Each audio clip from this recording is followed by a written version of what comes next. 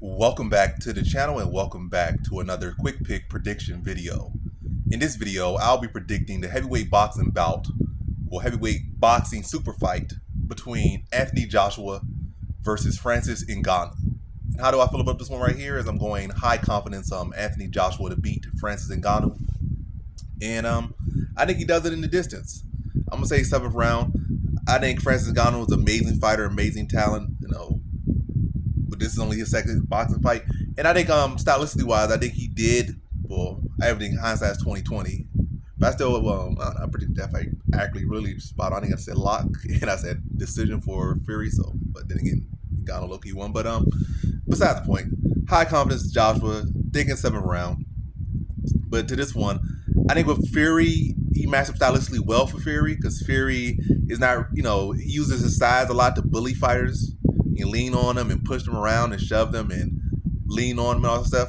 But Fury, but Ngannou was this big, strong MMA fighter who had that physical size that would, and also in MMA you're getting wrestled up, you're getting leaned on, you get hit with elbow stuff. What the stuff that Fury does that gives boxers issues, it's not gonna cause an MMA fighter.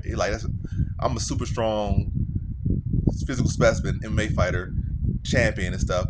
You lean on me and also salt mines, all that stuff that like light work to me. You lean on me, you feel like a feather.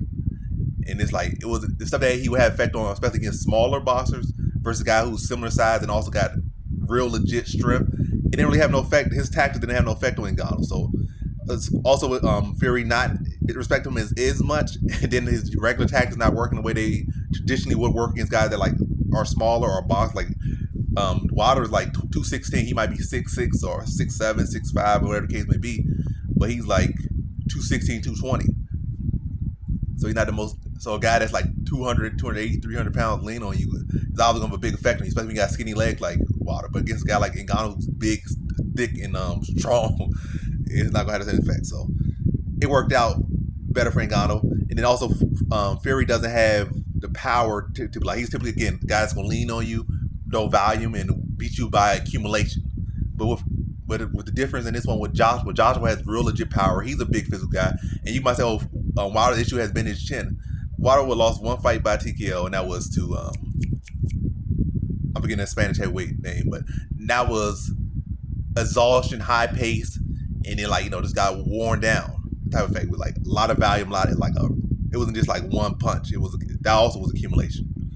So yeah, I think Joshua, knowing that how the Fury fight went, and also Joshua was coming off a win where he just dominated and stopped a guy that Fury also had issues with in Otto Wallin. So he's going up 2 fights back to back, guys that Fury had issues with.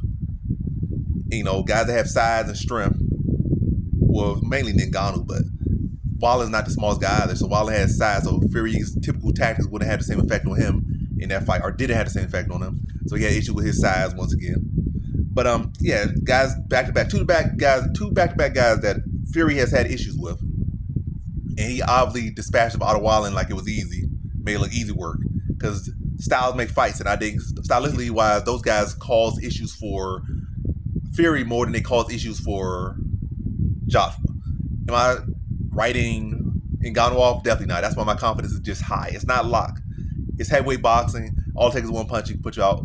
And Ngannou's an amazing talent. Joshua's an amazing talent. But this is Joshua's bread and butter. And I think Joshua's locked in. I think he's getting back locked in. I think this one, matter of fact, I think that's probably the best Joshua I've seen in years in his last fight. And I think he'll come in, he's going to respect Ngannou. I think he's going to work, stay fundamental, work down the jab, and avoid the big shots of Ngannou early. And look to extend him into the later rounds, and then before he starts to really commit to looking for the finish or looking for the those real big shots. He might look to touch him with a couple of them earlier on, but he's not gonna fully commit to them to the later rounds or to the middle portion of the round. I think he stops in 7th round. Yeah, I think Ngannou's amazing talent and whatnot, but I think Fury just he has strength, he has size, and he has better technique as well. I think he's faster, sharper, and again, this guy's a world champion as well. So at boxing, not MMA, in boxing, and they are fighting in boxing. They are not fighting MMA.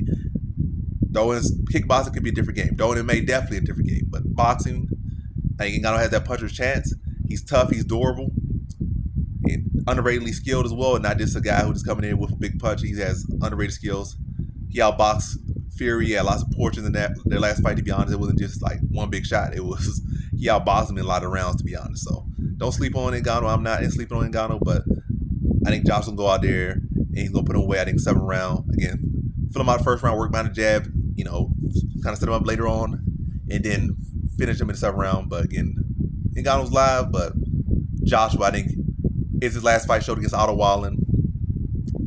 Styles make fights, and also show he's hungry, and especially he was super hungry too, because that was a fight where both him and Wilder were on the same card, so he was really looking to make a statement. So he's definitely hungry, definitely locked in, and I definitely think he's taking Ngannou fully seriously, and I think he puts him away 7th round. So I'm repeating myself at this point, but yeah, I think he extends him and then starts to find those shots later on in the 7th round, and when the fight has settled in a little more, and he has a good feel for Ngannou and a feel for the opening that he has been able to dissect of Ngannou. And I think he gets him out there 7th round. So in this one, I have Anthony Joshua via 7th round TKO.